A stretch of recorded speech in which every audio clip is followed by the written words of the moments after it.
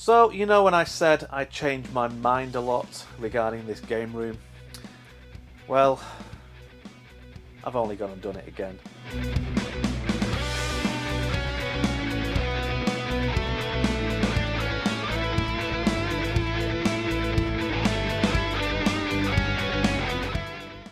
So I've put the Kallax unit up against the wall because when it was on its side I would use it for editing, but I couldn't put my legs underneath it, so my knees were hitting the side, and because of that I had to slouch forward, and now I'm paying the price as I'm in absolute agony with my right shoulder.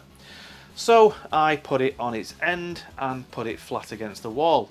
And now I can display stuff on top, including the Commodore Computer Compendium box that's been sitting on the floor since I bought it about 5 years ago. So I've got this. So this is a Kallax desk, and it's got two of those cube things, but there's space for my legs to go underneath, and this will come out to about there, giving me another room divider and also give me somewhere to sit and edit. So let's get this thing built.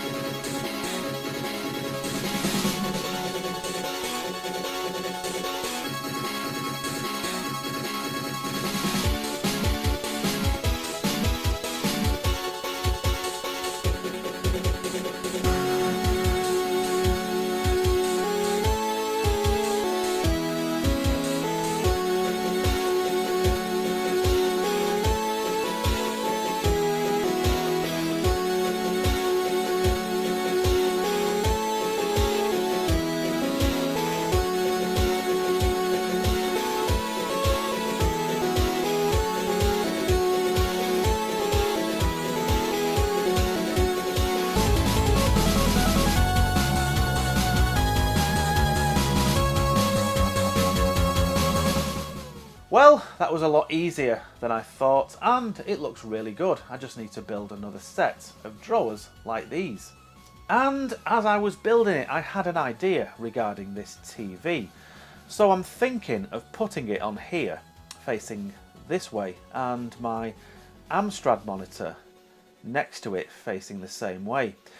And that way I can put my Amstrad 464 and other consoles on these drawers in front of them.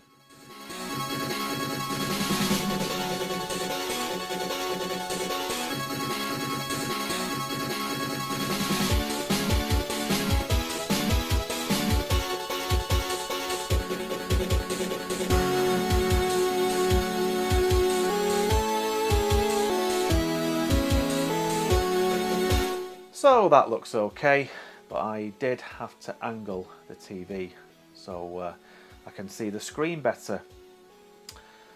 But yeah, I'm happy with that. And I have checked, and there is enough room on these drawers for the massive Amstrad 464.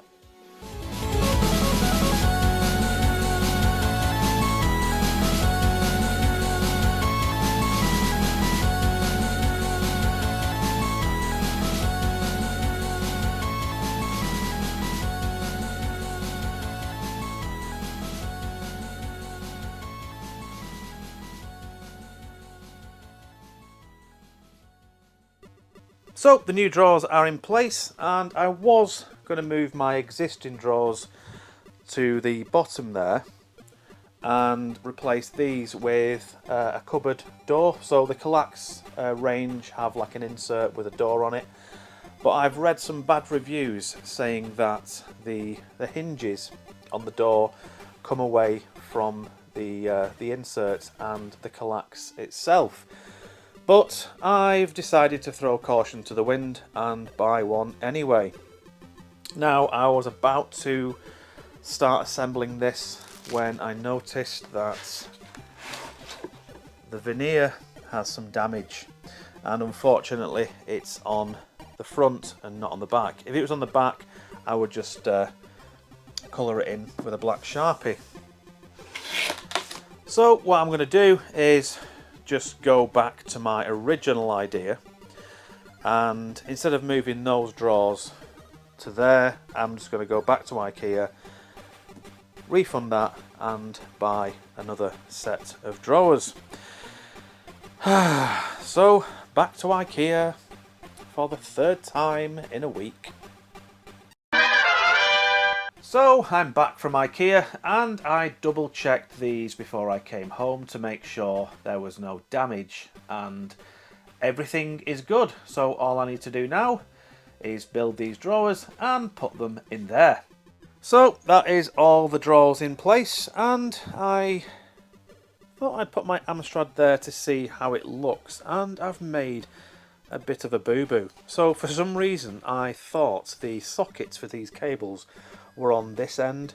They're not, they're on that end, and I don't want to stretch the cables, even though they are these like coiled telephone cable things, but I just don't want to risk damaging the cables because they're over 40 years old now, these monitors.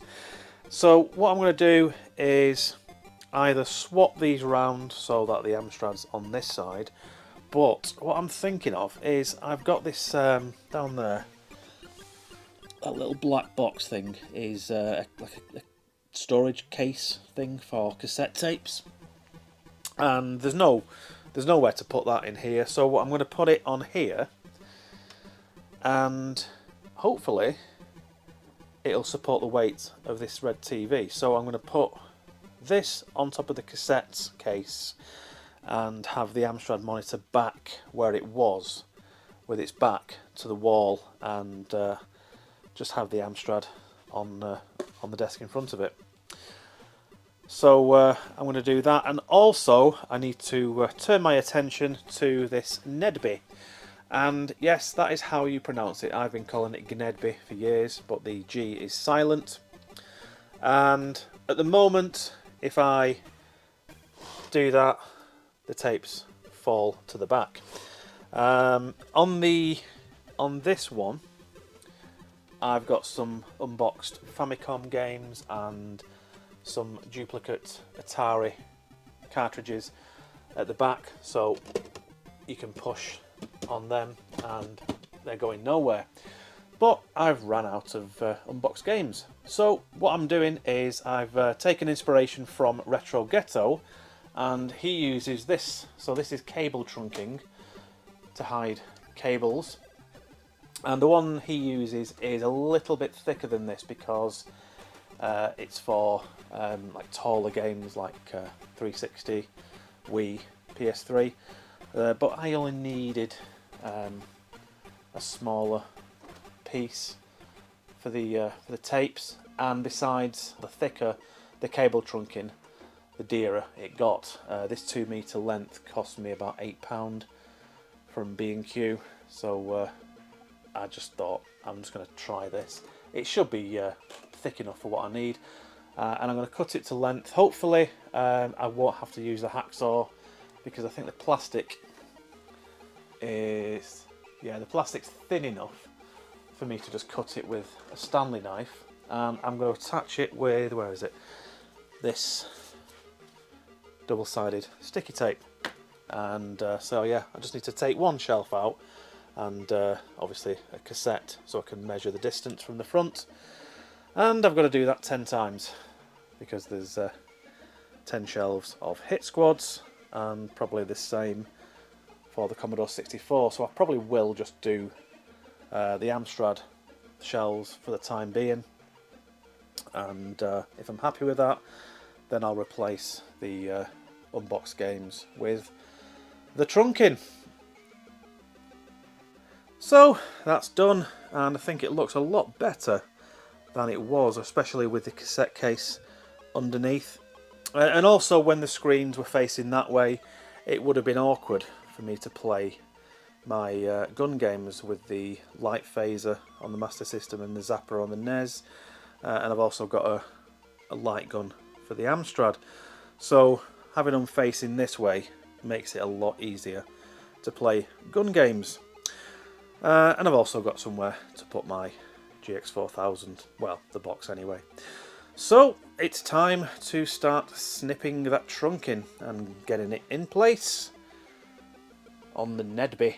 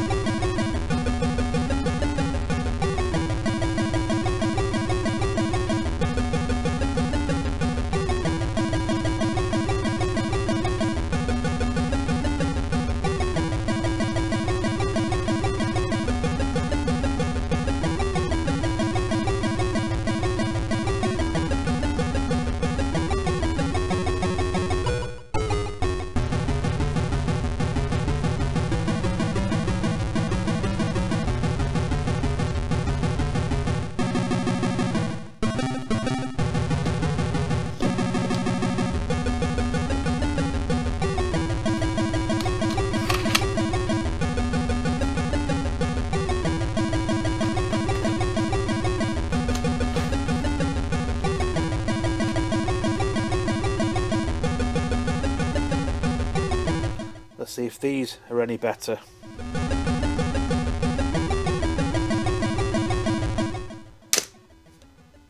Well, that was easy.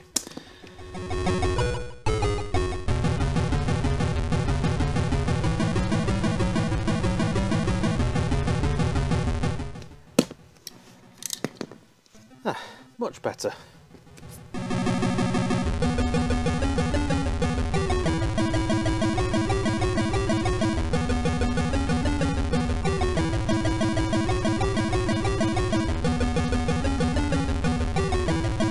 So that's all the trunking installed on that Nedby, and there's only enough for another 2 shelves, so that's going to have to wait until another day. And I almost forgot, in the last game room update I said I was going to get a light for under the desk and in the cabinet, and I've installed an LED light strip from Ikea, and also in the cabinet, so now I can see what the hell I'm doing when I'm plugging stuff in under there.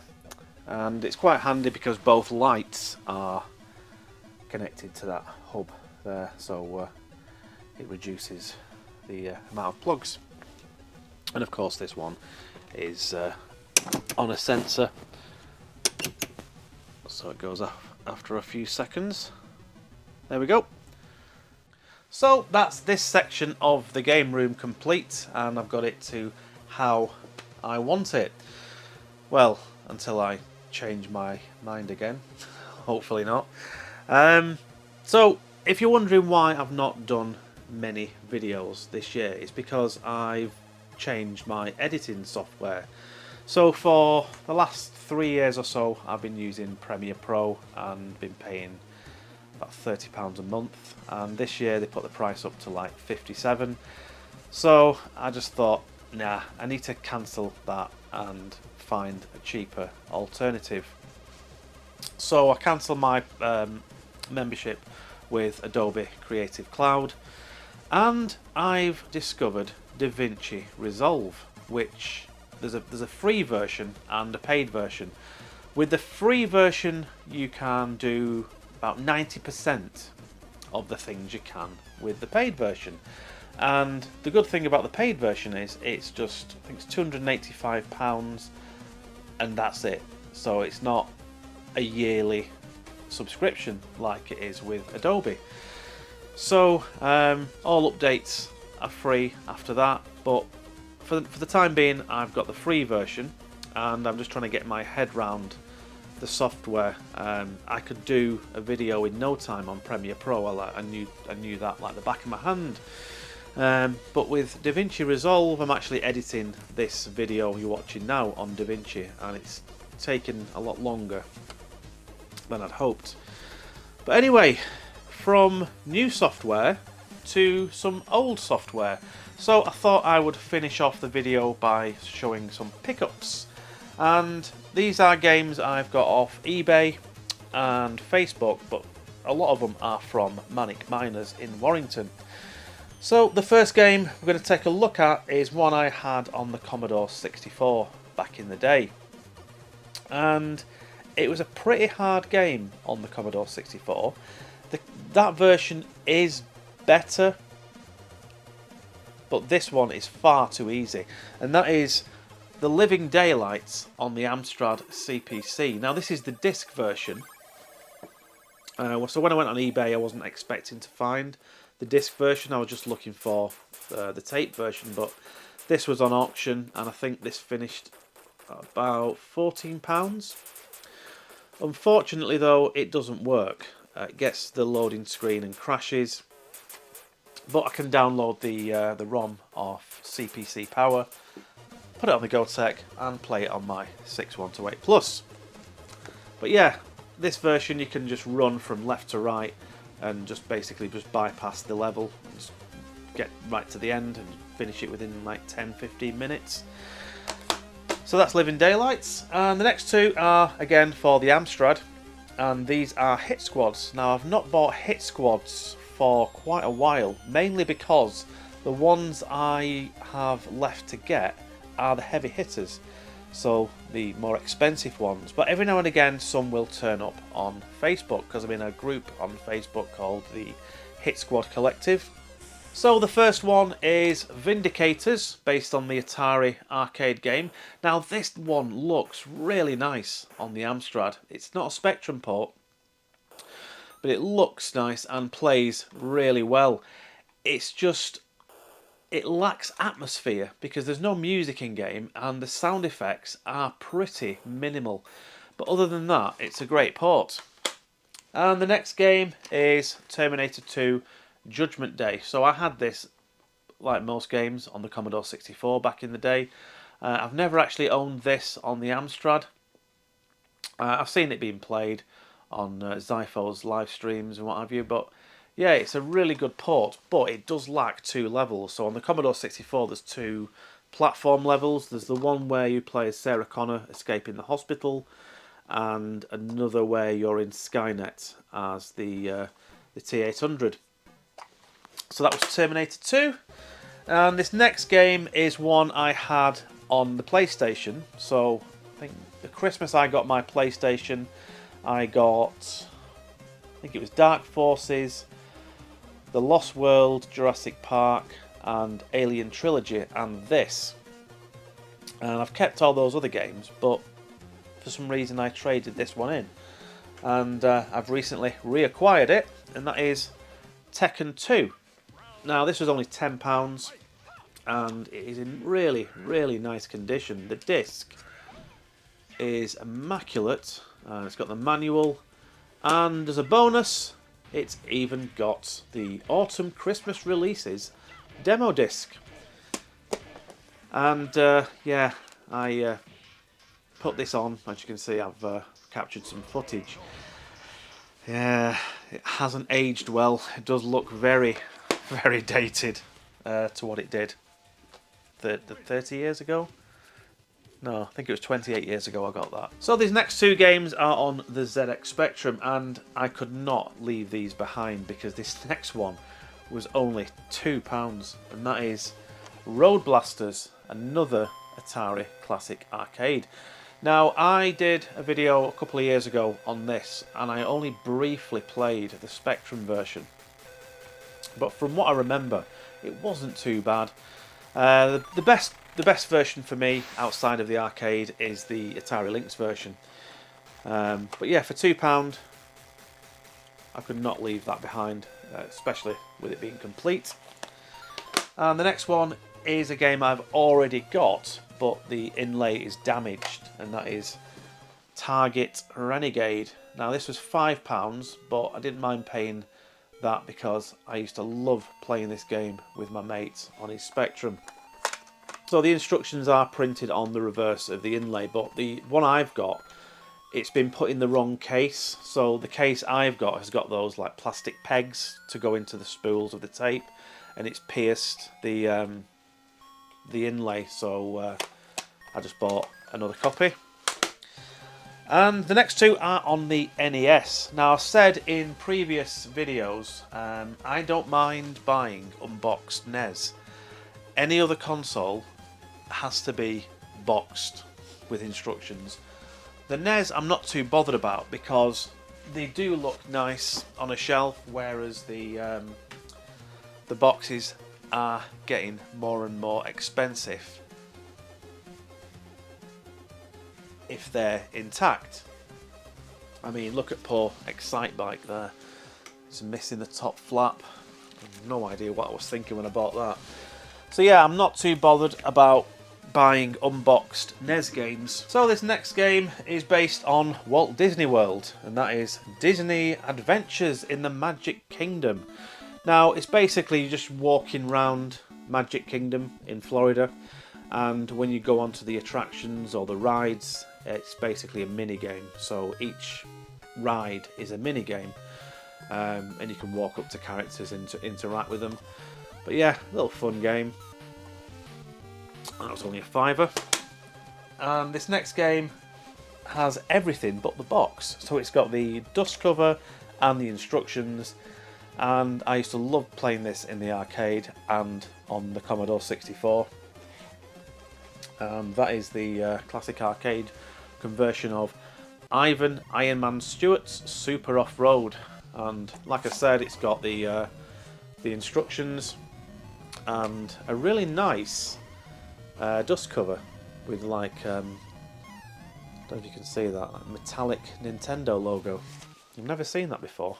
They're either just completely black or it's just printed in plain red. Now down to the last two. This game I've never owned before. I know it's a classic, but I've never actually owned any version of this game. And that is Earthworm Jim on the Super Nintendo. And I had to check this like really closely in the shop because the box is immaculate, if I can get it out.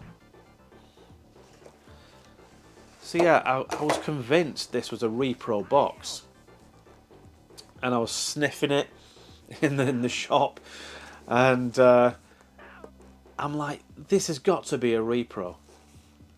But then I was looking at those spider creases there, and like the the edge wear, and you can't get spider creases like that on repro boxes. Plus, the inside cardboard is grey. Usually with repros, it's on white card. So yeah, I think this is a genuine box. So I think this was only £30, and I think this is the nicest Super Nintendo box I own, because all the ones I've got in there are like ripped or battered. So yeah, it's even got the plastic bag, and it's got the instructions and the precautions leaflet. So yeah, I think I've played Earthworm Jim on something. I don't know what. I think it was the Mega Drive. But yeah, I've never actually owned Earthworm Jim before. Now, speaking of games I've never owned before, this version of this game I've wanted for about 4 years. I saw Zypho play this game on one of his live streams, and this version is really hard to get hold of. So I think I just ended up settling for the Spectrum version. And then I acquired the Commodore 64 version, but I really wanted this.